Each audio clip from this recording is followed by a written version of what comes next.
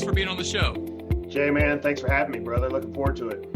So I'm really excited to have you today. I think you got a lot of insights that are going to be really helpful for other business owners trying to build a business that lasts. And before the call, it was interesting. We were talking, we kind of grew up in similar areas of the country. So that's kind of neat. Yeah, absolutely. Yeah, we're both, you live in St. Augustine, or you're recording this from St. Augustine at this point. I grew up about, well, I guess 45 minutes north of you in Brunswick, Georgia.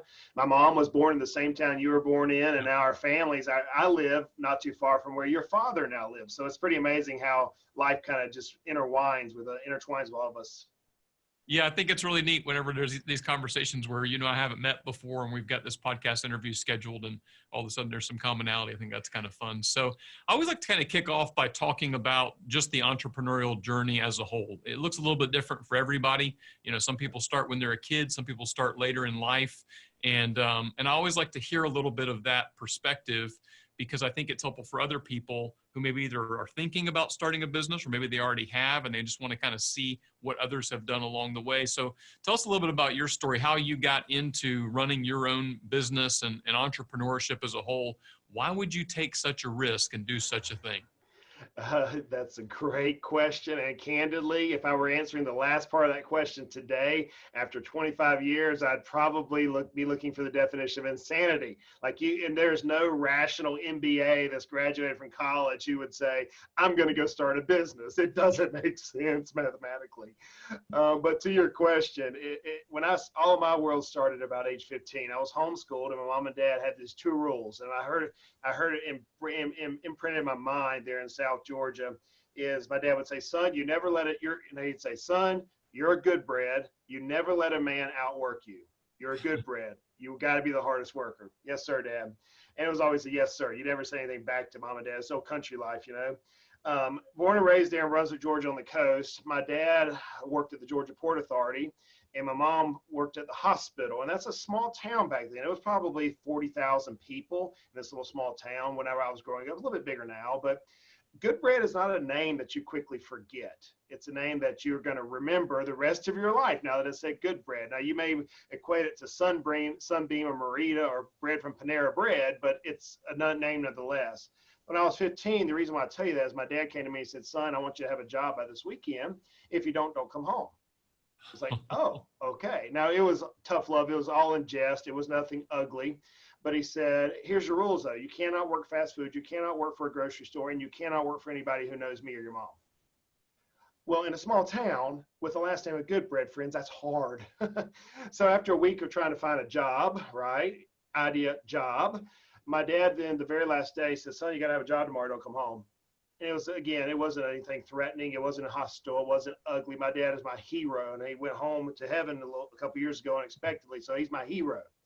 And I look back now saying, man, what a lot of wisdom he had, because he launched me into this journey, he and my mother, and they sacrificed so much by putting this lawnmower out on the driveway the day before I cut the grass. And I took the lawnmower and I went down the road and I cut a man's name by the name of Mr. Brown's grass. And Mr. Brown gave me $40 to cut his grass, about 2 acres of land.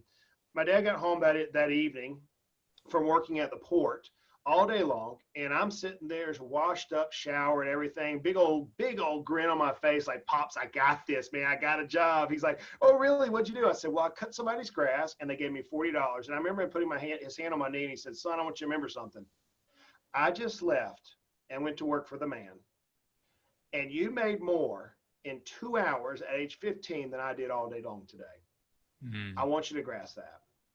And from that point forward, my mom and dad invested their life, their time, their talents, their money, everything into my family, my brother, my sister, and I, to teach us this art, this gift, this blessing we call entrepreneurship, business ownership.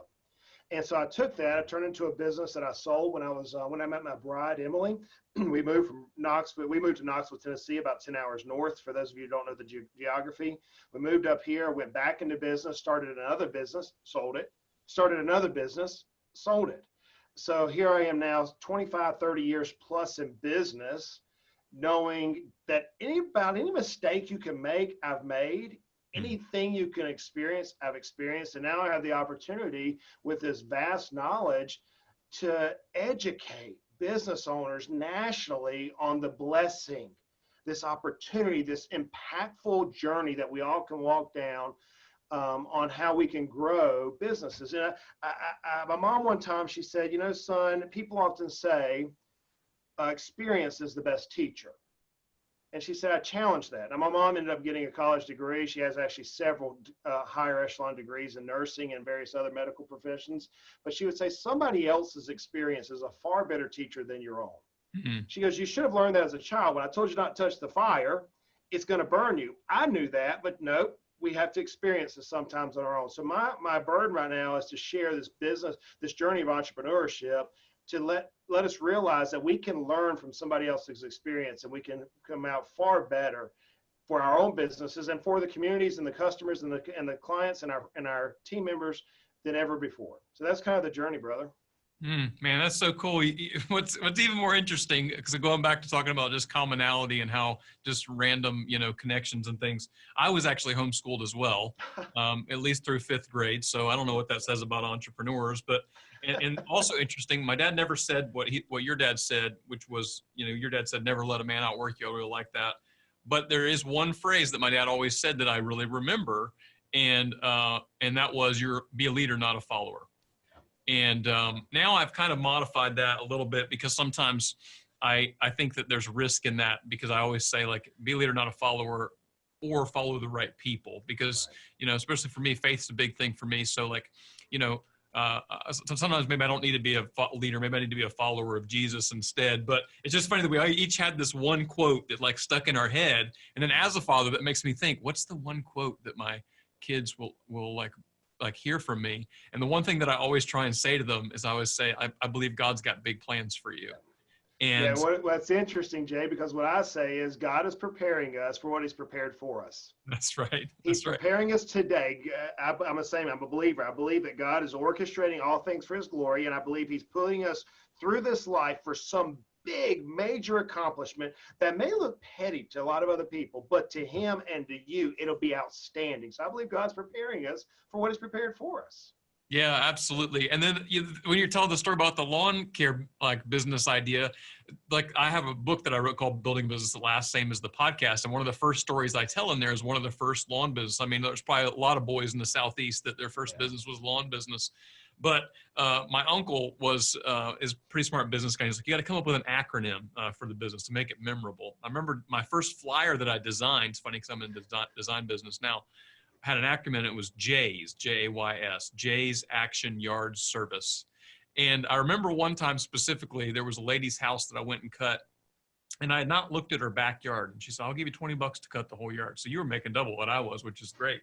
I clearly didn't know how to price myself at this point. And I never looked at the backyard. And I cut her front yard, and I get back there. I had a push mower. I didn't have like one of these self-propelled kind of mowers, And I get back there, and the grass is like this thick.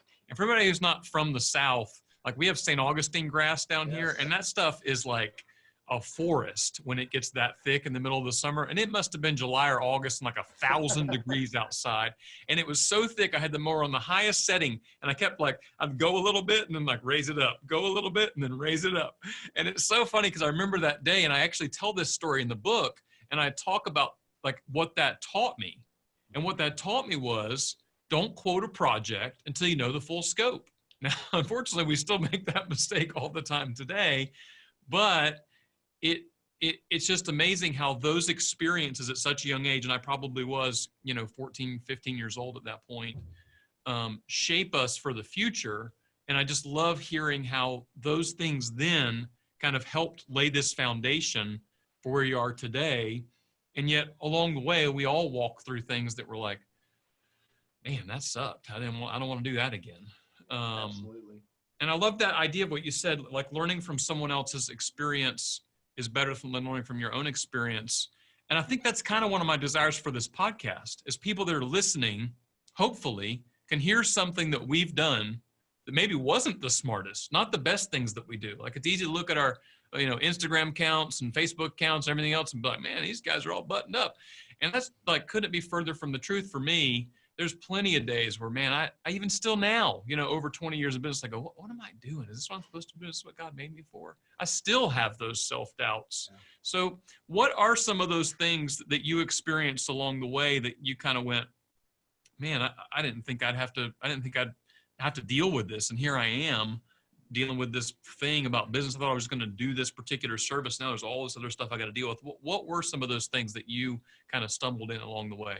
Yeah, I think probably the most monumental and the one that has been used the most in my life was also the most painful. I'm giving you kind of a backstory, and because of confidentiality, I can't go too much into it, but I, um, I was 28 years old, had my wife and our daughter at the time. My wife was pregnant, and I was a partner in a business, and I had the opportunity to buy out a senior partner with a bunch of other individuals. Long story short, I didn't listen to my gut. You know, I'm going to call it conscious. I'm going to call it the Holy Spirit for believer purposes. For the, Jiminy Cricket said, always let your conscience be your guide. Whenever we approach things in business, sometimes that little voice is there warning us a little bit and is saying, hey, slow down a little bit, stop, listen. And I allow greed, candidly speaking, of the future. I was bought into this business idea that candidly didn't work out the way it was supposed to be. And it led me into a lawsuit. It led me into a 7-year lawsuit that cost out of my pocket $300,000. I went from being debt free to facing bankruptcy, completely debt free. The financial world I was in, it just dried up. I had very little revenue. In fact, I had income tax returns that were in triple figures, all the way down to a triple figure loss over a period of time. So it rocked my world. It rocked my world financially. It rocked my world spiritually. It rocked my world family-wise. In fact, I would say it's the reason why my wife and I today are stronger as a family unit than ever before. So I can tell you that what I can tell you definitively is that one sticks in my mind more than any other hard time. But, there are so many hard times when we look back that on the other side of the valley, it's not that bad. It was tough going through. I mean, we're thinking about what we're facing as we're recording this today, as we're live on Facebook, during COVID. And we were just having a discussion with the Exit Planning Institute. I'm an instructor at the Exit Planning Institute, talking about business owners who are trying to sell. And so many business owners right now are facing this stress of, man, am I even going to make it through this hard time that we're in? What I learned over the last 30 years is this: it doesn't matter what you face. What matters the most is your attitude as you're facing it. When you're facing a bully, you get up and you get in their face and you knock them down. Yeah, you're going to come away with some punches and some bruises and cuts and everything. You may have a broken bone, but you're going to be okay, and you're going to remember that moment. We're dealing with a bully right now. It's the economy in this particular case, and you're in your business or somebody else's business. It could be something else.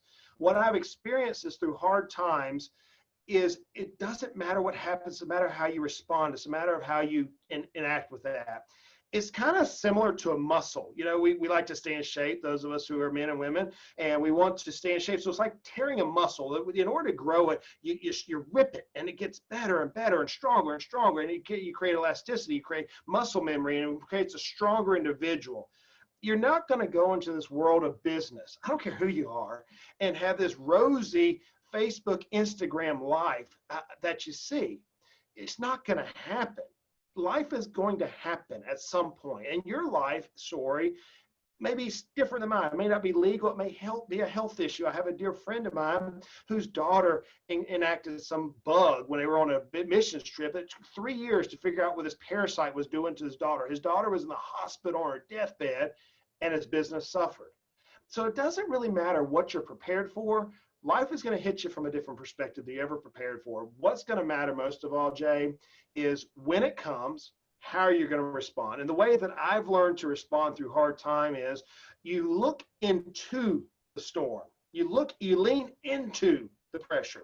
We grew up on the coast. You live in the coast. I can remember many times we were out deep sea fishing and a swell would come up, and they would always point the boat into the swell, never sideways. You capsize, never away from it. You come across the bow or come across the back of the boat. So you would always, the stern. So you would always point the bow of the boat into the wave.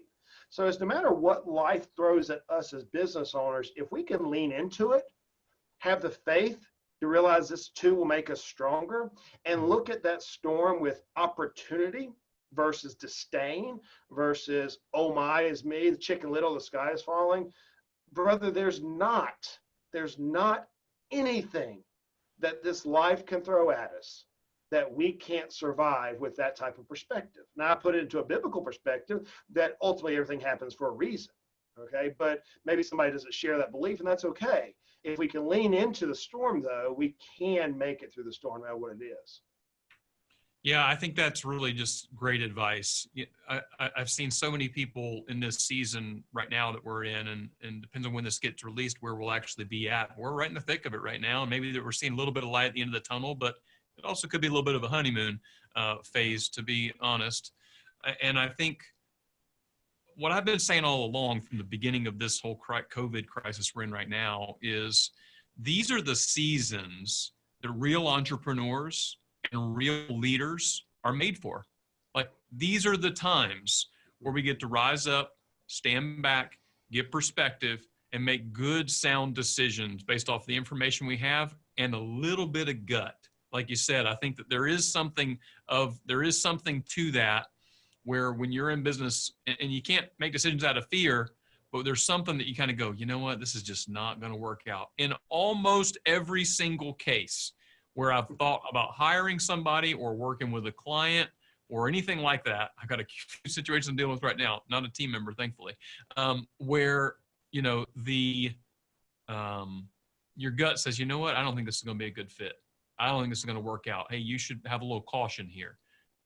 Almost every situation where I ignore that, I regret it later. Yeah, absolutely. You know, one of the things that I look at, Jay, is whenever I'm dealing with a situation, no matter what it is, whether it's a team member, a client, a vendor, a market, an economy, no matter what it is, I look at it in this avenue. As a business owner, this is the experience that I was given. I've utilized this, and I wish I'd utilize it more. Whenever it comes to a pivotal decision that I have to make, no matter what it is, I want to collect as much information as possible at my disposal. I want to gather as much as I can. Now, I can get really detailed really fast with my personality types. I want to get as much as I can. I have a tendency to hold that very tight and very confidential, which I learned through my hard time to let my wife know, because she's my counterpart to me and she helps me decipher this. So I want to get the information, let my immediate mate or my colleague, the one who I trust that's opposite of me, help me internalize that so I'm not looking at it through one lens. And then I delay the decision, whatever that decision is, until the last possible moment. But then once I make a decision, whatever that decision is, I don't look back. It doesn't do me any good if I make a wrong decision to say, oh me, oh my, what if, this, that, and the other. If I end up making a poor decision, then I deal with the consequences, whatever they may be. But once I make a decision, as my wife will say, once you make your mind up, you make your mind up. And I think that's that tenacity. And Cortez was famously quoted as saying, we're going to burn the ships. The only way, men, for us to get home is through the enemy, right? That's that tenacity that an entrepreneur, a business owner has to have. And you have to have that oftentimes with your team, with your customers, with your vendors, with the economy, with your family, because you're going to have a lot of people as an entrepreneur who don't understand that the bigger scope, who don't understand the bigger picture, or may not have all the information that you have that you've been collecting. And so I look at it, collect as much information, bring your immediate spouse or colleagues that you trust in on that decision, make a decision, even if it's unpopular. Then once you make the decision, don't look back. Deal with the consequences, good or bad.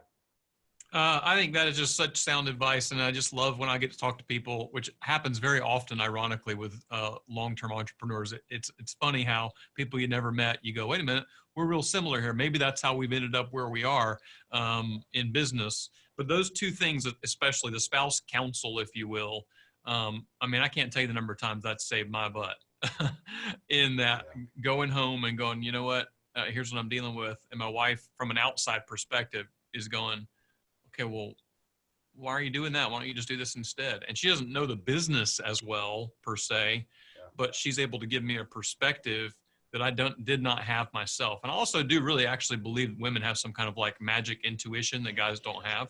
And then on that point, Jay, you know, Proverbs 31:10 says, the heart of her husband does safely trust in her, and he shall have no need of spoil. Right? Talking about the wife. And And I think that God gives women a different view. I mean, men are for Mars, men are for Venus, right? That's Whatever right. they were. I mean, we write about it on so many different levels that why would we not use it? And if you're a female if you're a female entrepreneur and you have a mate or a close colleague who's male, it's amazing to get a different perspective. So I lean on my wife. I have some colleagues in our organization that I strongly value their opinion. So I think there's a multitude of counselors there of safety. There's not one business owner smart enough to deal with this. I mean, even look at your famous Mark Cuban, Steve Jobs, all the big names of the world. They have multiple advisors who are giving. And why should we entrepreneurs not be the same way? Yeah, we can be blind in the midst of our own, tunnel vision to some extent. Regardless of how good you think you are at running a business, I assure you, you're not as good as you think you are. I know that I'm not. And I think that I always say people need 4 people in their lives. They need somebody to look up to that they're kind of following after. They need somebody to stand beside them, somebody who's going through a similar season as them, other business owners, people that are in a similar area. It doesn't have to be lonely at the top. They need somebody who's looking up to them, so people that they're teaching, regardless of what level they're at. And I just added this 4th one to this idea, and it's they need somebody that believes in them when they don't believe in themselves. And I think, it's easy for entrepreneurs and business owners out there to think that, because of a public persona of a particular business owner or leader, that they just always feel like they have it together. But I've been running the business I've run now for over 20 years. We've grown every single year, top and bottom line, 20 years in a row. And yet there are still plenty of days where I think to myself, I'm not sure I know what I'm doing. And there's that little voice that says, you're not good enough. You don't know what you're doing. You're going to mess this whole thing up. You're going to destroy all these people's financial futures and families. And that's the real reality of what happened inside your head. One of the things I don't want to miss, we'll come back to that, but I don't want to miss this point out because I want to reiterate to people what you said a minute ago, which was you talked about delaying decisions. And I think this is a really important idea that people miss, is that delaying a decision is a decision. Like delaying a decision is a decision. Now you can't delay it indefinitely. You have to have a point when you're going to actually decide what's going to happen next. But I can't tell you how many times I've written an email and then gone, you know what? I'm going to send that tomorrow because tomorrow's a fine day to send it. I don't need to send it right now. Or I need to make a phone call, but I'm kind of angry right now. I'm going to call them tomorrow. That's going to be a better time to do that. And delaying a decision, sometimes just by one night of sleeping on it or one weekend, can have all kind of perspective. There's been plenty of emails that I deleted and thought, I'm glad I didn't send that. That would have been a poor choice. Yes. I've been there many times, brother. I can't agree more. Couldn't agree more. So let's talk a little bit about, the actual kind of work that you're doing right now. Like talk to us about how you're helping other business owners specifically. What's the area of business that you're most focused in at the moment? So we have 3 different companies. Financially Simple is an education portal. We have a podcast like this one. We have a blog that has about 1,500 articles on it, an education portal that you can look at anything business. In fact, if you find a topic that's not on there, please let us know. We'll write about it. We have experts who'll write about it. So we're building an education portal, almost like a university program. It was a desire of mine. Over the years, I ultimately want to be a public speaker. I love speaking. As an introvert, it's kind of crazy, but I love to get up on stage and just share my thoughts and share my passion with other people. So I love that. So that's Financially Simple. Heritage Investors and Heritage Business Advisors are 2 companies which I own. And the idea created with those companies was to change the narrative for business owners. So here's a little backstory for you. In the United States, there are currently 5.3 million business owners who produce less than $5 million a year in total revenue, total top line revenue. So 5.6 million that produce less than 5 million. Marco Rubio announced that whenever he was talking about the 30 million business owners, he was talking about those, including that 5.6 who employ people and a lot of solopreneurs out there. So there's a lot of small or micro business owners, we call it. Out of those 5.6 who employ people, we have the statistics, roughly 80% of them will never sell their business, will never receive a value for their business. So they have, as a business owners, one of the dangers as an entrepreneur is that we spend our blood, sweat, and tears, our life building this machine that ends up being oftentimes the largest single asset we have on our balance sheet or our net worth statement, that we only have a 12%, 16%, depending on which study you want to see, statistic of actually turning it from an illiquid asset to a liquid asset. And then there's only a 3 to 4% chance that we're going to get what we think it's worth. Okay. So now you've got 5.6 million business owners who employ people out here that their largest single asset is this business that they're probably never going to sell. And they think it's worth a lot of money because we put it on our financial statement. We go to the bank and the bank says, it's not worth anything. And they're candidly correct. So part of my passion is this. I want to build a business. Well, duh, Justin, no. I want to build a business. Let me say it differently. Good job. I want to build a business, not a job. You beat me to the punch. You know, most business owners have a job. You have a glorified job that has high risk, okay? There's a concept called company-specific risk. We use that when we're doing valuations for companies. And our job in our company is to take a client, whoever they are, and say, okay, your net worth is currently X. You say you want to achieve Y, therefore we have this gap. So those who are watching on Facebook and video, where I have my hands up and I'm showing a gap between where you're at and where you want to be. We call it a value gap or a wealth gap. For us business owners, I don't subscribe to this notion that Wall Street yields my success. Not like many W-2 employees would do, where they're putting all their money in 401ks, things of that nature. I don't subscribe to that. Like you said, we can grow our business year over year over year, Jay, by just being business owners. We know how to grow business, and we can actually outperform Wall Street's 12%, if you want to use Dave Ramsey's statistic, or 8%, whatever number you want to use out there. We can outperform that in our business. But how? How do we do that? So what we created a business, two businesses that are sister companies, that one shows you, here's where you're at, here's where you want to be, and here's how you use the Internal Revenue Code to your advantage. Here's how you use the Wall Street products to your advantage. Here's how you use insurances to your advantage. Because we have to have some of that in order to make business work properly for employees, for ourselves, et cetera. But our second company is, how do we take a business that's currently valued at $500,000 or no money, a lifestyle business, and how do we drive the value of that business through the roof so that we truly have a business? We have something that whenever we reach our destination, wherever that may be, sooner or later, that now an investor, a team member, a child, a beneficiary, ESOP plan, whoever can look at this thing and say, hey, you actually have a business that I'm willing to pay you money for in exchange for the title of the business. So our job is to convert the thinking of business owners from this glorified job to now creating an asset that is transferable. And that's our entire premise. That's what we're paid to do with hundreds, if not hundreds of business owners nationally within our 3 offices. So, you know, it's really interesting, and this is going to be super transparent, especially people that are watching it live. But one of my personal rocks or goals, we call our quarterly goals rocks, is to basically improve or develop my succession plan. Not because I want to leave, but at the end of the day, I could, you know, go get in my car, get hit by a bus, and not make it home today. And the one truth that we all know is we're all going to die. Like, for better or worse, a little morbid, but that's the reality. And right now, you know, really what I've been working on from a company structure for probably the past 5 years has been constantly asking the question, like, what needs to happen so that this thing works without me here? And so, you know, I always tell my team whenever I go out of town, you know, back in the day, years ago, one of my big initiatives was I want to be able to leave for a week and not touch anything and the company survive. Well, now that perspective's changed. Now I want to be able to leave for a month, and I want the company to thrive. Right. That's a different idea. I don't want it to survive. I want the company to thrive without me. I want to come back to the company and then be like, why are you here? Like, you're just go be back on stage somewhere, go talk to some people, go do that thing that you do. That's what I want to do, because that's what I love to do. And that's where I feel like my highest and best use is. And so let's talk about this a little bit. This is super transparent for me because, like I said, one of my goals right now is develop a better succession plan, not because I want to leave. I love the company. I love my team. If my team's watching, don't be scared. I'm not going anywhere.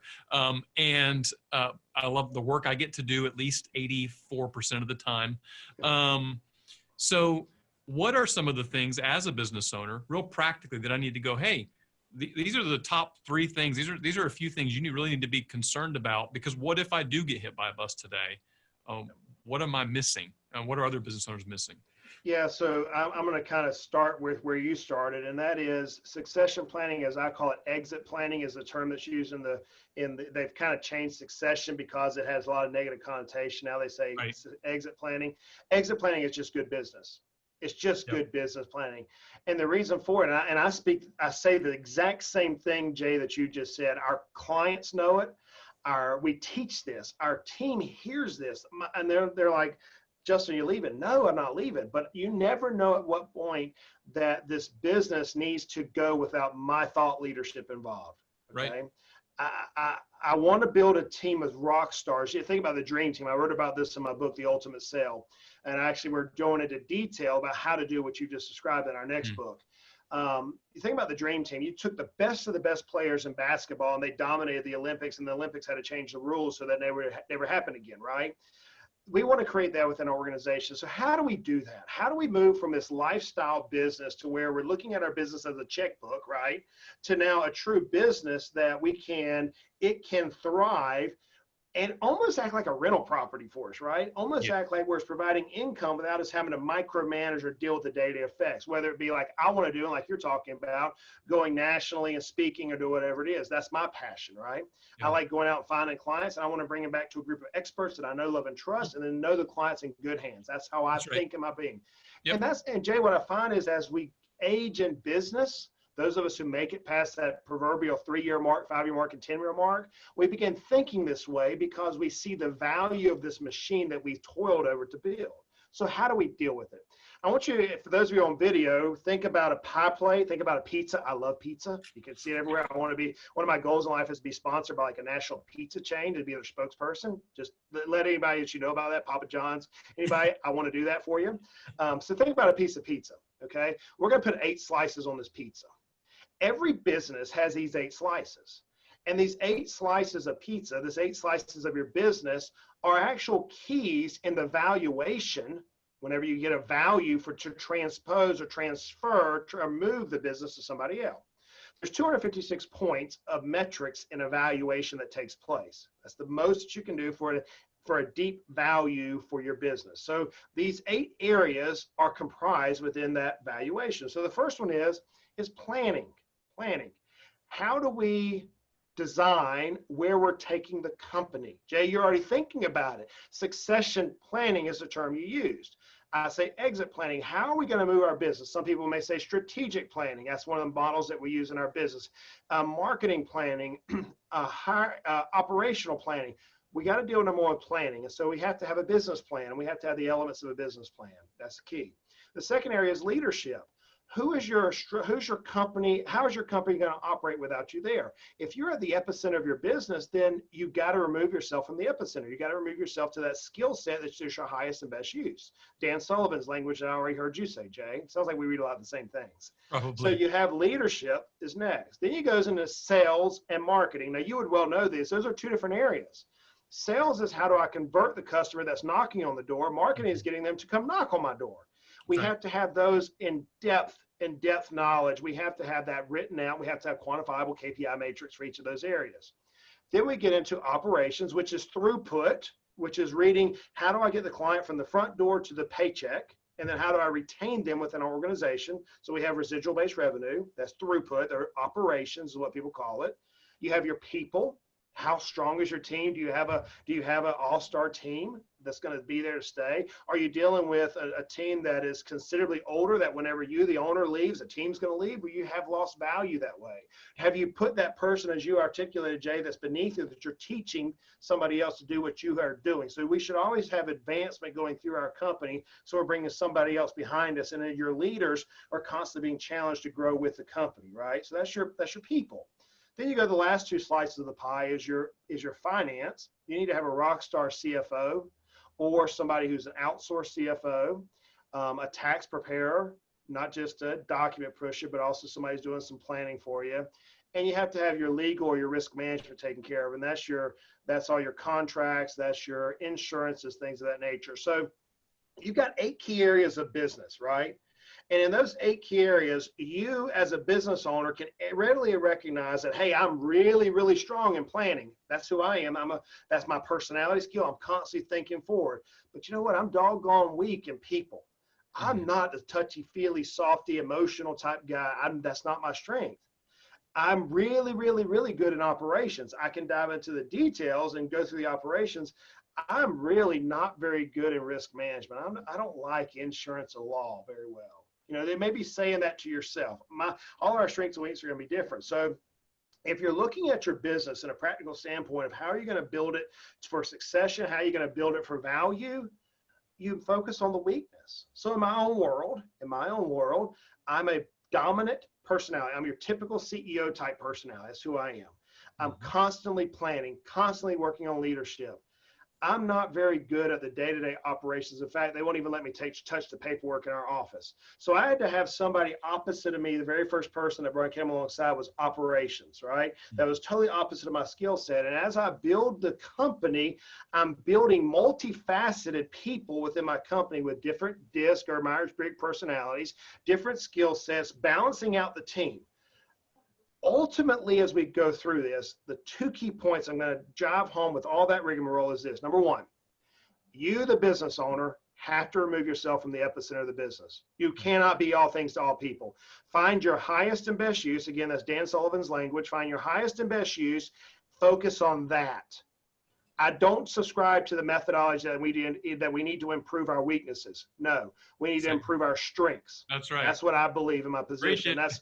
And I've seen that with the most successful business owners. You improve your strengths, you hone your skill set, and you move off the weaknesses and bring people who those are their weaknesses. I don't believe in this balanced position of a personality. I don't think that's the way God created us. I think he designed us for one particular purpose. So find that and do that in your business and hire out the rest of it, even if it costs you some time, some money, and some frustration. That's number one. Number two, your team cannot be all quarterbacks. They can't be all running backs. They can't be the same exact personality profile. Now, I realize with my personality that how much angst that brings me. I have people who are touchy-feely. I have analytics. I have fun-loving people with life of the party. It drives me crazy because I'm not any of those type of people. But I realize that if I'm building a dynamic football team that's going to win the Super Bowl, or the dynamic basketball team, that I have to have an unbelievable quarterback, running back, wide receiver. I've got to have an unbelievable water boy on the team, right? I've got to have some top of their game people on the team. So right now, as we're going through this crisis, this global pandemic, we have an opportunity to, number one, find our strengths and develop a plan for the weaknesses. And number two, we have the ability now with 40 million people unemployed, and that's sad, but we have an unbelievable opportunity to reach out of that employment field and up your level of expertise on your team right now. That's two key points that you can make right now in your business. Man, we're like just cut from the same cloth. I mean, like, I feel like I'm separated at birth or something. I mean, the things that you're talking about are just like, that is the stuff I believe, you know, and I'm so excited because you obviously have, I love that idea of exit planning versus succession. I'm assuming that word succession kind of generates the idea of like handing it down to a child or something like that. Maybe that's why so I like that term a lot more. I'm going to change my terminology. Although I got 5 kids, but none of them are interested in the business anyway, so we're good. But a couple things you highlighted on, I really want to nail down on. First of all, gosh, man, we're like just the same person. Those 8 slices of the pizza are really interesting to me because I have this thing I've been talking about a lot lately, and I'm actually working on a new book right now. And the concept is around kind of building a sustainable business, which sounds like building a business that lasts, but I have a better structure for it. And so the concept is essentially there's these 4 P's that you have to have: people, product, process, and promotion. Yep. Now, I think I could take most of your 8 slices and probably fit them into one of those 4 slices. And I just like a bigger slice of pizza myself, you know, just fold it in half, you know. I eat the whole thing, dude. That's right. And so, like, I think that's really interesting. And then, gosh, the higher your weaknesses thing is just key. But I think what you said is so important too, is so often when you hire your weaknesses, those people are going to stress you out because, like, the people, we did this experiment one time. It was really interesting. We had a guy come in and he did a DISC personality profile for our whole team. And I'd done that before and I'd seen the data. If anybody wants to do that, there's a great website called crystalknows.com. I'm not affiliated with them. It's a really cool site for doing these kind of profiles. But what he did was a physical experiment in the room. He separated us into 4 corners. And so the DISC profile, for people that don't know, there's 4 different personalities: a D, an I, an S, and a C. I'm a very high D, a 99, off the charts. And, you know, typically the leaders are often Ds, the salespeople are often Is, the internal people are often Cs and S's. And I was amazed how many Cs I had on my team. just visually to see it. And I realized that unintentionally, I had almost overstacked my team with C's because that is my greatest weakness. I don't do details. We just did a core value. There's core values on the wall up behind me, and one of them is quality. And everybody does a peer review internally and just says, hey, are the people around you rarely, sometimes, or usually align with that core value? And for me, the one that I always get dinged on, which I can anticipate, is quality. Not because I don't care about quality, but I often leave off details. And that's one of the line items under quality is like they care about the details. And I do care about them. I just don't always get to them. But I think this idea of having a diverse team and knowing ahead of time, those people might stress you out, but you need them and they need you. And that's why we have a team. Like, and the football analogy is perfect because you don't need a whole team of quarterbacks or a whole team of running backs. You need some people over here that are really fast and they can just get down the field. And you need somebody else that got a really good arm. You need somebody else who's really strong and big. And like that is how you build a great team in business. So, man, we could talk all day long because we're just preaching to the choir. But I think people that are listening, I hope they hear these things and they go, oh, that's why that person agitates me so much. But you need that person. And you need to see that, like, just because their personality is converse to yours and that's why they rub you the wrong way, they want all the details and you want it in bullet points. That's okay. That's normal. But you got to figure out how to work together. Yeah, we actually did a blog post on this and a couple of videos and some podcasts on that exact DISC profile. And what's interesting, if you were to lay the dynamics, here's where it gets interesting. Your D's are your planners and your leaders. Your, as you mentioned, your I's are your sales or your marketers because they're the fun-loving ones. Your S's are your people and operations. They're the ones who are dealing with the emotions of the people and the operational structures. And your C's are typically your finance and your legals. Think about your attorneys and your CPAs. They're very dry sense of humor many times. And in fact, if you find one that has a sense of humor, they stand out because they're such a C personality. What's interesting is when you overlay that is your D, which is your planning and your leaders, often I bet, Jay, that your spouse is an S personality. I bet they're totally opposite of you, right? So in my case, my wife is totally opposite. And that's just the way many times we're not, I can't guarantee that, but that's the way it often works. So in our family, I'm a high D personality. I'm like you, have a 98% dominant personality. I mean, we're the guys that everybody just calls us bad names, and we really love people. We don't actually show it many times. We really silly stay up at night asleep, worried about our team, if you really want to know the truth about your D personality. Now, we may not smile whenever we walk by you, but that's who we are. Yeah, everybody thinks we're the arrogant jerk, but we actually are crying about our team behind the scenes because we care about them so much. I know, it's amazing. But my wife is the one who's literally crying. Okay, so she's the opposite of me. So when you're building a team, when you're building business, you know, if you asked me early on, what's one of the things I wish I'd learned? I wish I learned the dynamics of a team and how a team could accelerate the mission of the business further by having the dynamics of the team built right. Yeah, I think that's just so important, and it's hard. Like, building a team is hard work, and I think people out there that are trying to do that, especially now in this season, trying to figure out who they need on their team in the midst of the crisis. And ultimately, like we just opened up a job opening a couple weeks ago. We've been working through, and we had 100 applications in 2 weeks, and many of them are very qualified. I mean, some great applicants, and so we've narrowed that down now, and now working on interviews. And you know, getting that team mix right is really hard, and it's really important, and you're going to make some bad decisions along the way. And I love this advice too.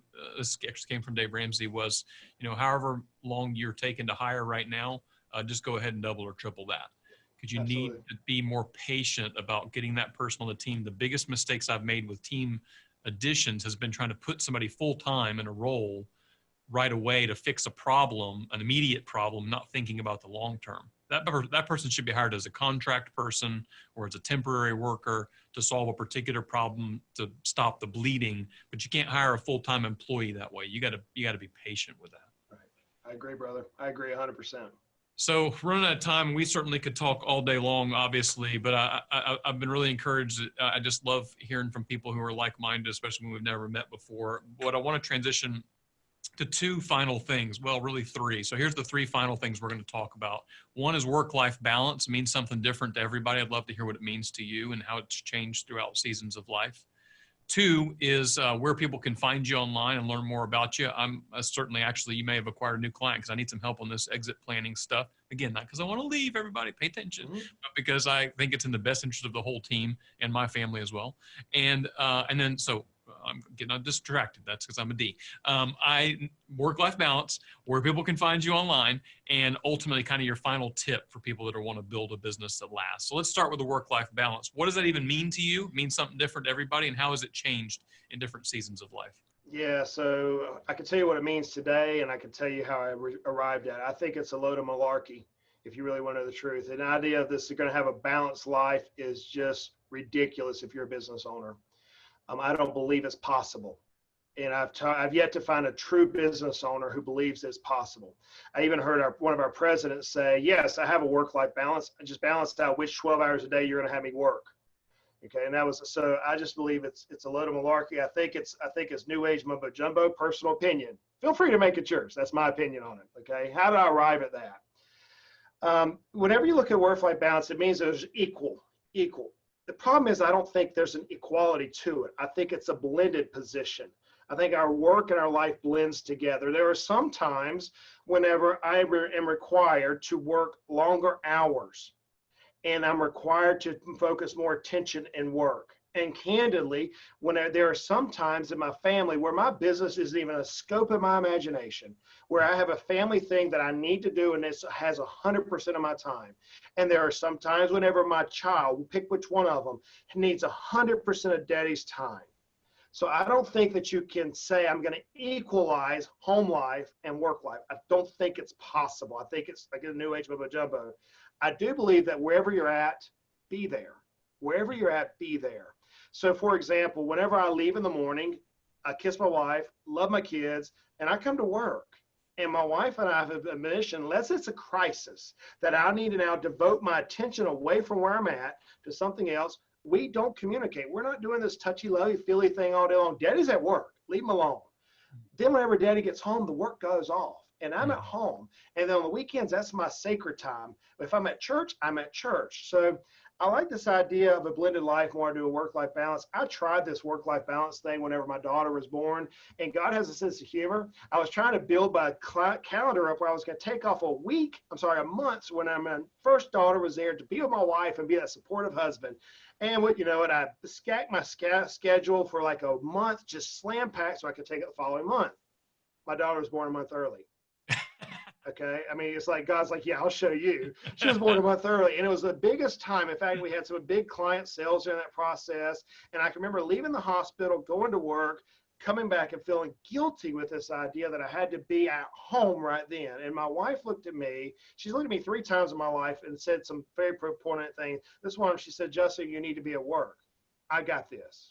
Another time is when she said something to me, work-life balance wise, is I had an unsolicited offer an unsolicited offer years ago on the business where someone said, hey, come work with us, we'll give you X dollars. And I can remember she and I going to the beach, and she said, Justin, you can't do that. Your children need to see their father go to work.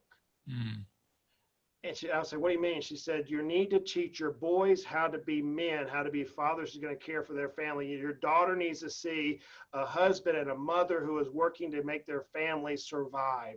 If we now cashed out, which it wouldn't have been enough for us to completely cash out, but if we now cash out, what are you going to do?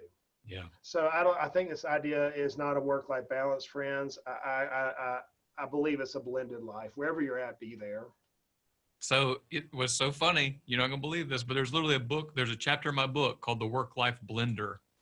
And I talk about the idea that it's not balanced. It's a blender. It's like a blender. And so some days you need a little more sugar, and some days you need a little bit more spinach in your smoothie. And that's how life is. And I think, I really resonate with the last thing you said of like, your children need to see you go to work. I think sometimes in our society, we've built this mentality that like work is a bad thing. For those of you that are Christians or believers especially, I always think this is a really good reminder. Adam worked in the garden in Genesis before the fall. There was work for man to do that was good work before anything else was wrong. Work is not bad, it's good. And if your work is bad, maybe you need to find some different work to do. Well, Solomon says that, Jay, in the book of Ecclesiastes. He says, vanity, vanity, all is vanity, except for man, eat, drink, and enjoy the toils of his labor, right? Mm-hmm. And we're now, as a society, as a globe, realize this blessing we call work because so many don't have it. Yeah. And they're longing for this. And my heart bleeds for those families who weren't prepared for this. So I don't think many people today, at this environment today, would say, oh, work's a curse. There are some that would, but what we get is when we go into that season of prosperity, we start grumbling about work. And now we've reminded globally that, man, it's a blessing. It's an opportunity. And I'm trying to teach that to your boys and your daughter. Yeah, we've all been there as parents. I know. Yeah, absolutely. I so appreciate that and appreciate this conversation. If I want to find out more about you, if other people want to find out more about you and the work that you do, where's the best place online for them to go? Yeah, go to financiallysimple.com. It's our portal that houses all of our podcasts. Again, you can find us on iTunes, Stitcher, Spotify, anywhere out there. I think there's 300 episodes or so on there. But if you go to financiallysimple.com, it'll link over to our YouTube channel, all of our social media channels, our courses, our books. Everything is there within that hub. Great. I love it. So parting advice as you're kind of leaning into another business owner and you're giving them counsel on building a business that lasts, what are the words you want to leave with them today? Build a success team. Build a team. Build a counsel team around you. You need to have some people, whenever life hits you square between the eyes, that you can pour your heart out to. Maybe you take, Jay, your position, you have those 4 people around you. I love that. I never heard it exactly said that way. Maybe you look at it and you say, like I build a team of legal, insurance experts, financial, business consultants around me. I have an army of people. But as you're building that, there has to be one person in your life that sits on the other side of your proverbial desk, that whenever life hits you, that they say, I've got you. Mm-hmm. There has to be that one person. I know who I think it is. In my position, I think it has to be someone who is a business advisor or planner that has your whole personal and business life orchestrated. They know what's at your core being. They know your ambitions. They're there to orchestrate the other professionals, and the other professionals respect them. Okay, because they're going to be the hire and fire of your team. You've got to have somebody that whenever life hits you good or bad, that you can look across your desk to that one person and say, let me talk to you, go figure this out, come back to me. Okay, that's my key statement in this whole thing. Yeah, I think that's really good counsel. Well, I've certainly enjoyed our conversation. I think it's going to be really helpful to those that listen to it. Justin, thank you so much for being on Building a Business That Lasts. Brother, thank you so much. I've enjoyed it. Like I said, brother from another mother. It's been fun. That's great. All right, we'll see you. Hey, I hope this video has helped you with some tips and ideas to build a business that lasts. Make sure you subscribe to our channel so that you don't miss out on the next videos that we roll out. And more importantly, for some awesome free resources, head over to our website at buildingabusinessthatlasts.com. You can get a free copy of my book there where I tell you how I have built an agency that's grown year over year for the last 20 years in a row. So go grab that, buildingabusinessthatlasts.com, and make sure to subscribe to our channel. Thanks. We'll see you soon.